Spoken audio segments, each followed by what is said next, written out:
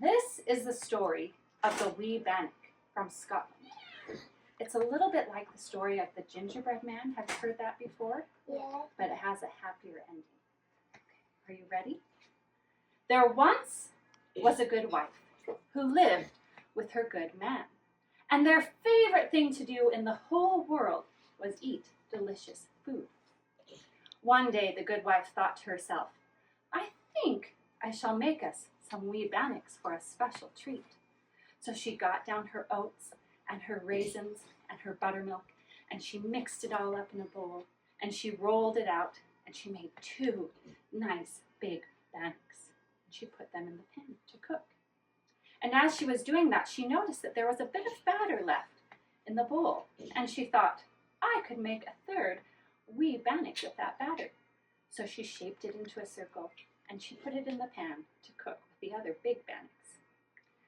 When the good man came in from the field, he smelled the bannocks cooking, and he thought to himself, I can't wait to eat those bonny big bannocks. And when they were done, the wife served them up, and they gobbled them up in less than a minute. And as they did that, the wee bannock in the pan looked up at them, and he thought, what greedy people! They've had enough to eat. Surely they don't need a wee bannock like me. So do you know what he did? He hopped out of the pan and scurried across the floor and out the door, and as he did, he called over his shoulder, I'm the wee bannock who jumped out of the pan to run away as fast as I can. And he ran out toward the village. When he came to the village, he happened upon a cobbler. Now the cobbler was a big, fat man, and he was sitting at his last, nailing on some new soles to a pair of boots. And he heard the commotion, and he looked up and saw the wee bannock running by, and he thought to himself, I'd love to have that wee bannock for my breakfast. So he went to grab the wee bannock, and as he did so, the wee bannock rushed and pushed him over, and the cobbler went flying back, and the boot went flying up into the air and landed splat on top of his head. And the wee bannock ran off laughing, and he said, I'm the wee bannock who jumped out of the pan to run away as fast as I can. I left the good wife, and I left the good man, and now I'm running away from thee, for surely you don't need a wee bannock like me. And he ran off. And soon he came to a maiden, sitting in her window, winding some wool onto a skein of yarn. And she looked out of her window, and she saw the wee bannock running by, and she thought, I'd love to have that wee bannock for my lunch. So she ran out her door and tried to grab the wee bannock, but the wee bannock ran this way and that way, and around and around and around till she was all tangled in her wool. And he ran off, and as he did so, he yelled over his shoulder, I'm the wee bannock who jumped out of the pan to run away as fast as I can.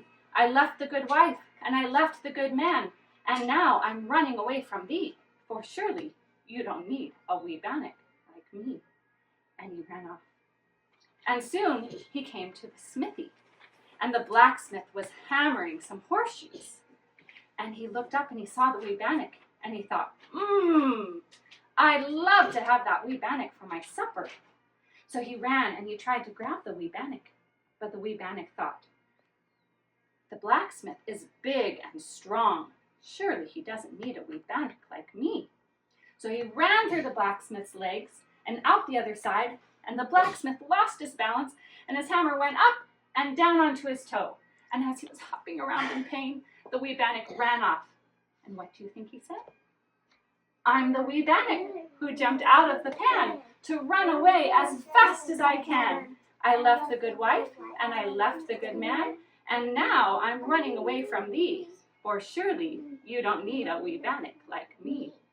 And he ran into the forest.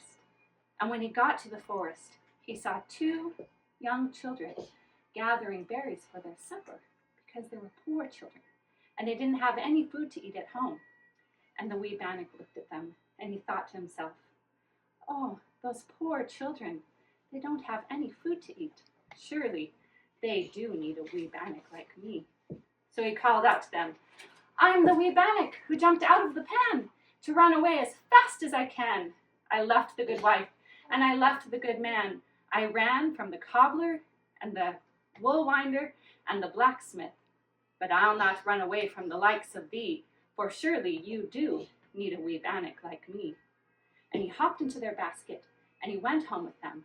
And that night, the two poor children had a tasty wee bannock for their supper. And that's the end. F E D C